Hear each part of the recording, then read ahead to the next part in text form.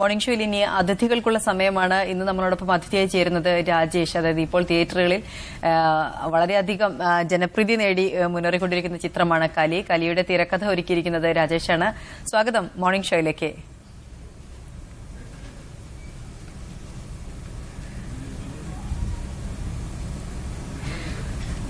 കേൾക്കാമെന്ന് പ്രതീക്ഷിക്കുന്നു. കലി എന്ന ചിത്രം വളരെ കുറച്ച് ദിവസം, അതായത് ആകെ 4 ദിവസത്തിനുള്ളിൽ തന്നെ വളരെ മികച്ച പ്രതികരണമാണ് കലി എന്ന ചിത്രത്തിന് ലഭിക്കുന്നത്. ദുൽഖർ സൽമാനും സായി പല്ലവിയുമാണ് അതിൽ മുഖ്യ വേഷം. ഒരു ചെറിയ ഇടവേളയ്ക്ക് ശേഷം സമീർ താഹിർ, ദുൽഖർ സൽമാൻ കൂട്ടുകെട്ട് വീണ്ടും വന്നിരിക്കുകയാണ്.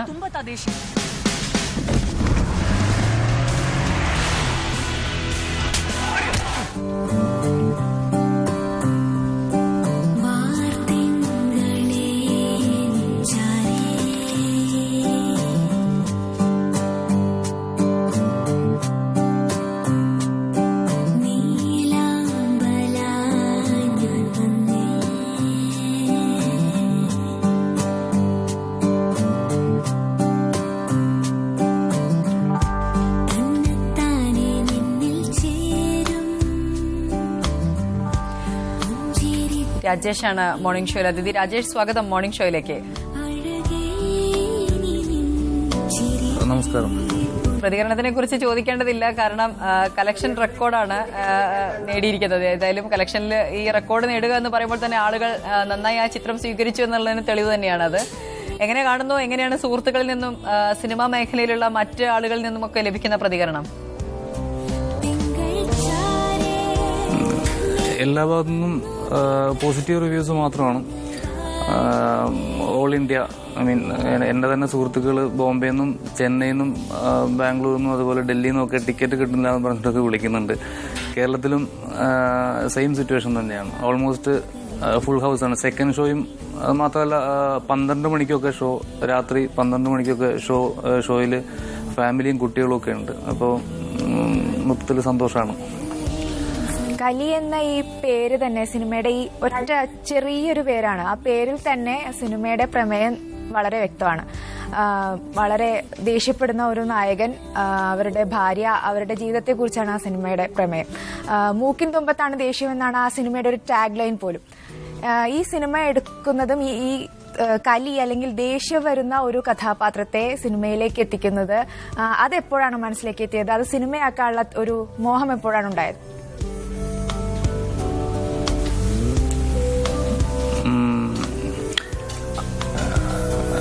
കലി എന്ന് പറഞ്ഞ സാധനം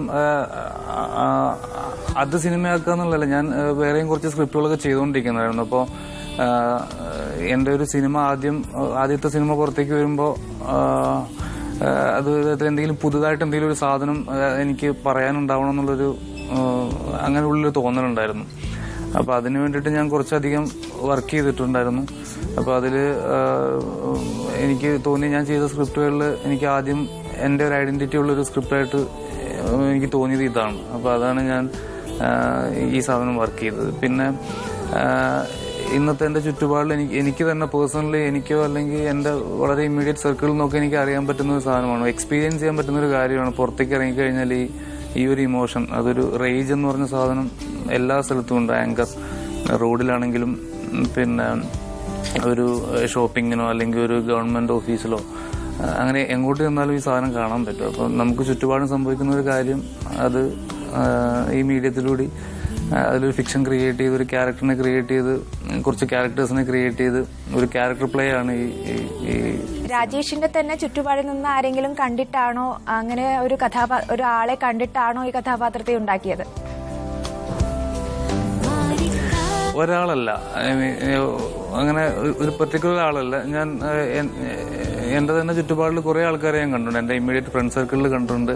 അതുപോലെ തന്നെ ഫാമിലി മെമ്പേഴ്സ് ഉണ്ട്, അല്ലെങ്കിൽ എന്റെ സുഹൃത്തുക്കളുടെ ഫാമിലി മെമ്പേഴ്സ് ഉണ്ട്. എന്റെ ഓഫീസ്, ഞാൻ മുമ്പ് ഒരു IT കമ്പനിയിൽ വർക്ക് ചെയ്തിട്ടുണ്ടായിരുന്നു. അപ്പോൾ അവിടെ എന്റെ കൂടെ വർക്ക് ചെയ്ത ആൾക്കാരുണ്ട്. പിന്നെ അങ്ങനെ എനിക്ക് തോന്നുന്നു ഒരു 10 പേര് പരിചയപ്പെടുകയാണെങ്കിൽ മിക്കവാറും ഓൾമോസ്റ്റ് എല്ലാ സർക്കിളിലും ഉണ്ട് ഒരു ആങ്കർ യങ് മാൻ അല്ലെങ്കിൽ ഒരു ഷോർട്ട് ടേം ബേർഡ്. അതിപ്പോൾ ചെറിയ കുട്ടികളിലുണ്ട്, പ്രായമായവരിലുണ്ട്. അപ്പോൾ ചെറുപ്പക്കാരിൽ മാത്രമല്ല ഇത് നമുക്ക് കാണാൻ പറ്റുന്നത്. നമ്മുടെ ചുറ്റുപാട് എക്സ്പീരിയൻസ് ചെയ്യാൻ പറ്റുന്നൊരു സാധനമാണ് ഈ സത്യത്തിൽ ഒരു ജനറേഷന്റെ ഒരു ഭാഗമായി മാറിയിരിക്കുകയാണ് ദേഷ്യപ്പെടുക, എന്തിനോടും എപ്പോഴും എവിടെയും ദേഷ്യപ്പെടുക, അല്ലെങ്കിൽ പെട്ടെന്ന് റിയാക്ട് ചെയ്യുക എന്നുള്ളത് ഒരു ശീലമായി മാറിക്കൊണ്ടിരിക്കുകയാണ്. മലയാളികളുടെ മാത്രമല്ല, ലോകം മുഴുവൻ അങ്ങനെ തന്നെയാണ്. എന്തായാലും ഇത്തരത്തിലൊരു കൺസെപ്റ്റ് മുന്നിലേക്ക് വരുമ്പോൾ ക്ഷമിക്കണം, അത്തരത്തിലെ കാര്യങ്ങളിലേക്ക് വരുന്ന സമയത്ത് ഇത് എങ്ങനെ പ്രേക്ഷകരിലേക്ക്, കാരണം ഒന്ന് കൈവിട്ടു പോയിട്ടുണ്ടെങ്കിൽ ഒരുപക്ഷെ ഇത് കഥ അല്ലെങ്കിൽ തിരക്കഥയിൽ നിന്ന് ഒരല്പം കൂടി പോയോ കുറഞ്ഞു പോവുകയോ ചെയ്തിട്ടുണ്ടെങ്കിൽ ഒരുപക്ഷെ വിചാരിച്ച അതേ സെൻസിൽ ആളുകളിലേക്ക് എത്തിക്കാൻ പറ്റാതെ വരും. എങ്ങനെയാണ് ഒരു കൈയടക്കത്തോടു കൂടി ഇതിന്റെ തിരക്കഥ ഇത്ര ഭംഗിയായി അവതരിപ്പിക്കാൻ ഏതെല്ലാം ഘടകങ്ങൾ രാജേഷിന് സഹായകമായി?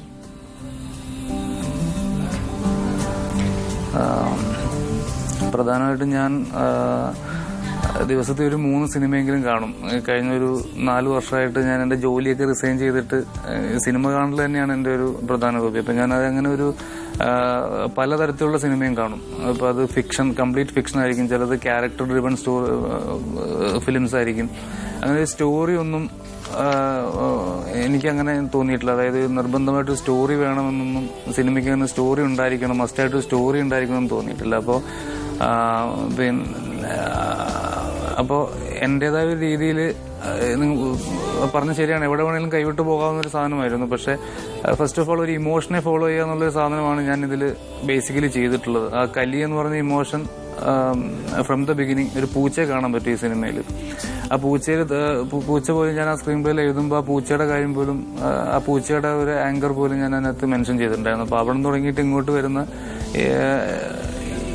ഈ ഇമോഷൻ ഫേസ് ചെയ്യുന്ന ഒരു പ്രോട്ടഗോണിസ്റ്റും അയാളുടെ ചുറ്റുപാട് ഇമ്മീഡിയറ്റ് സർക്കിളിൽ വരുന്ന ആൾക്കാരും, അതുപോലെ ഇതിലിപ്പോൾ ഏത് പ്ലോട്ടിലേക്ക് ഇറങ്ങിയാലും കാണാൻ പറ്റും. ഇതിലൊരു ബാങ്കിലേക്ക് വരുന്ന ഒരു കസ്റ്റമർ ഉണ്ട്. അപ്പോൾ ആ കസ്റ്റമർ ഭയങ്കര ആംഗ്രി ആയിട്ടുള്ള ഒരാളാണ്. അപ്പം ഞാൻ ബേസിക്കലി ഇമോഷനാണ് ഫോളോ ചെയ്തിട്ടുള്ളത് ഈ screen play. Till the end ആ ഇമോഷൻ സസ്റ്റെയിൻ ചെയ്യുക. ഈവൻ പടം വിട്ട് ഇറങ്ങുമ്പോഴും ടെയിൽ എൻഡിലും ഇത് തന്നെയാണ് സംഭവിക്കുന്നത്. ആ ഒരു കലി എന്ന് പറഞ്ഞ ഇമോഷനെ കൃത്യമായിട്ട് ഫോളോ ചെയ്യാനാണ് സിനിമ ശ്രമിച്ചത്. ഇപ്പൊ സ്റ്റോറി എന്ന് പറഞ്ഞ സാധനം ശരിക്കും അത് സിനിമ കണ്ടിറങ്ങുന്ന ഓഡിയൻസ് അത് അവർക്കത് ഫീൽ ചെയ്യുന്നതായി. ഞാൻ സ്റ്റോറി ഫോളോ ചെയ്തിട്ടില്ല, ആ ഇമോഷനെ തന്നെയാണ് ഫോളോ ചെയ്തിട്ടുള്ളത്. ചിത്രത്തിന്റെ കഥ അറിഞ്ഞപ്പോൾ തന്നെ കഥാപാത്രങ്ങളെ നിശ്ചയിച്ചിരുന്നു. കാരണം ഈ കഥാപാത്രം പിന്നെ ആൾ ചെയ്താൽ നന്നാവും. ഇപ്പോൾ എനിക്ക് തോന്നുന്നു ചെമ്പൻ വിനോദും സൗബിനും ഒക്കെ ചെയ്തിരിക്കുന്ന കഥാപാത്രങ്ങൾക്ക് അവർക്ക് കിട്ടിയിരിക്കുന്ന വേഷങ്ങൾ എത്രത്തോളം മനോഹരമാക്കാം എന്നുള്ളത് അവർ പോയ ചിത്രങ്ങളിലൊക്കെ തെളിയിച്ചതാണ്.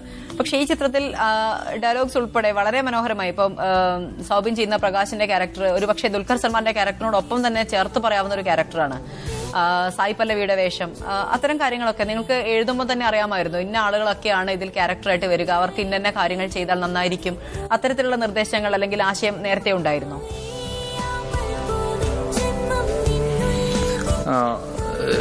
ദുൽഖർ എന്തായാലും വേണമെന്ന് എനിക്കുണ്ടായിരുന്നു. ദുൽഖർ ഈ ക്യാരക്ടർ ചെയ്യാൻ ദുൽഖർ തന്നെ വേണമെന്നൊരു ആഗ്രഹം ഉണ്ടായിരുന്നു.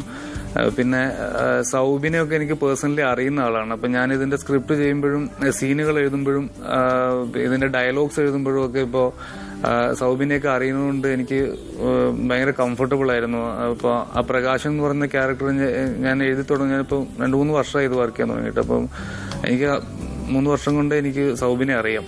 അപ്പോൾ ഈ പ്രകാശൻ സൗബിൻ തന്നെ ചെയ്യണമെന്ന് ആഗ്രഹം ഉണ്ടായിരുന്നു. അപ്പോൾ അതുകൊണ്ട് തന്നെ അതിന്റെ ഡയലോഗ്സ് എഴുതുമ്പോഴൊന്നും എനിക്കൊരു ഡൗട്ടും ഉണ്ടായിരുന്നില്ല, ക്ലാരിറ്റി ഉണ്ടായിരുന്നു. പരമാവധി 1 ലൈൻസ് ആണ് ശരിക്കും. ചിലതിലൊക്കെ ഒരു കൗണ്ടർ എന്ന് പറഞ്ഞാൽ ഒരു വാക്ക് മാത്രമേ ഉള്ളൂ. അപ്പോൾ ആ വാക്കൊക്കെ എനിക്ക് സൗബിൻ ചെയ്യുമ്പോൾ എനിക്ക് വളരെ എന്താ പറയുക, വളരെ ഈസി ആയിട്ട് അത് എഴുതാൻ പറ്റുന്നുണ്ട്. പിന്നെ ചെമ്പൻ ചേട്ടന്റെ ക്യാരക്ടറും ഞാൻ വേറൊരു ക്യാരക്ടറിന് വേണ്ടിയിട്ടാണ് എഴുതിയിരുന്നത്. പക്ഷെ അവസാനം ചെമ്പൻചേട്ടൻ പ്ലേ ചെയ്തത് ചക്കര ഷാജി എന്ന് പറഞ്ഞ ക്യാരക്ടറാണ്. പക്ഷെ ഭയങ്കര രസകരമായിട്ട് ഇതിലെ എല്ലാ ആർട്ടിസ്റ്റും ഈവൻ പല്ലവി ആണെങ്കിലും ദുൽഖർ ആണെങ്കിലും ചെമ്പൻചേട്ടനും വിനായൻ ചേട്ടനും പിന്നെ എന്താ പറയാ സൗബിനും എല്ലാവരും അവരുടെ മാക്സിമം അതിനകത്ത് ചെയ്തിട്ടുണ്ട്. അത് എന്താ പറയാ, ഞാൻ എഴുതിയതിന് ഒരു പടി മേലേക്ക് ആ ക്യാരക്ടേഴ്സിനെ അവർ കൊണ്ടുവന്നിട്ടുണ്ട്. ഭയങ്കര ഹാപ്പിയാണ് ആ കാര്യത്തിൽ. ഈ സിനിമയുടെ ആദ്യ പകുതി ഒരല്പം നർമ്മരസമൊക്കെ കലർന്നതാണ്. പിന്നീട് രണ്ടാം പകുതിയിലേക്ക് കിടക്കുമ്പോൾ കൂടുതൽ ഗൌരവമുള്ളതാവുന്നു. ഒരു ത്രില്ലർ മൂഡിലേക്ക് അത് മാറുന്നുണ്ട്. ഈ ഇത്തരത്തിൽ ഒരു സിനിമ അവതരിപ്പിക്കുമ്പോൾ അത് ത്രില്ലറായി തന്നെ അവതരിപ്പിക്കണമെന്നത് താങ്കൾ നേരത്തെ നിശ്ചയിച്ചിരുന്നതാണോ? അത്തരത്തിൽ തിരക്കഥ പ്ലാൻ ചെയ്യാൻ താങ്കൾ തീരുമാനിച്ചിരുന്നതാണോ? മറ്റൊന്നുകൂടി, ഒരു ദിവസം നടക്കുന്ന സംഭവങ്ങളുടെ തുടർച്ചയാണ് ഈ സിനിമ സംസാരിക്കുന്നത്. അപ്പോൾ ഇത്തരത്തിൽ ഒരു ത്രില്ലർ രീതിയിലേക്ക് ഈ തിരക്കഥ മാറ്റിയാലേ ഇതിന് ഒരു ഫലപ്രദമായ രീതിയിൽ സിനിമ അവതരിപ്പിക്കാൻ കഴിയുമെന്ന് താങ്കൾക്ക് തോന്നിയിട്ടുണ്ടോ?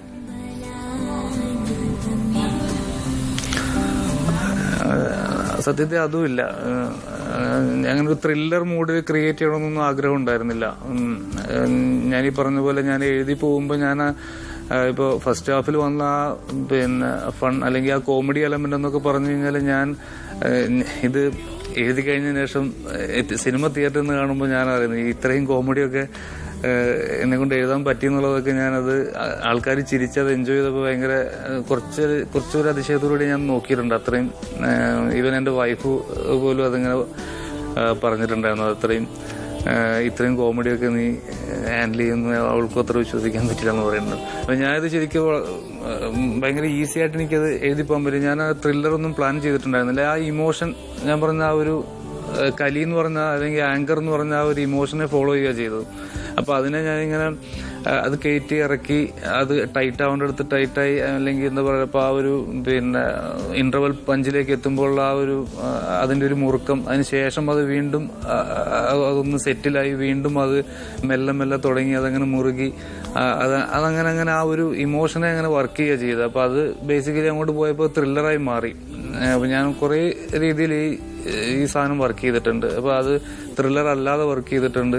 പക്ഷെ എനിക്ക് ഏറ്റവും ബെസ്റ്റ് ആയിട്ട് തോന്നിയ ഒരു ഔട്ട് അല്ലെങ്കിൽ എന്തെങ്കിലും ഒരു പുതിയ രീതിയിൽ ഒരു ഫ്രഷ്നെസ് അതിന് കൊടുക്കാൻ പറ്റും എന്ന് തോന്നി. പിന്നെ യൂഷ്വലി 2 ജോണർ ഒരു സിനിമയ്ക്കിട്ട് അങ്ങനെ ഒരു ഫസ്റ്റ് ഹാഫിൽ ഒരു ഫാമിലി ഡ്രാമ അല്ലെങ്കിൽ സെക്കൻഡ് ഹാഫിലേക്ക് വരുമ്പോൾ ഒരു കുറച്ചും കൂടി ഒരു ത്രില്ലർ എന്ന് പറഞ്ഞാൽ അതൊരു എന്നോട് കുറച്ച് ആൾക്കാർ സംശയം ചോദിച്ചിട്ടുണ്ടായിരുന്നു. പക്ഷെ അപ്പോഴും എനിക്ക് ഈ കലി എന്ന് പറഞ്ഞ സാധനത്തിൽ ഞാൻ എവേ പോകുന്നില്ല എവിടെയും.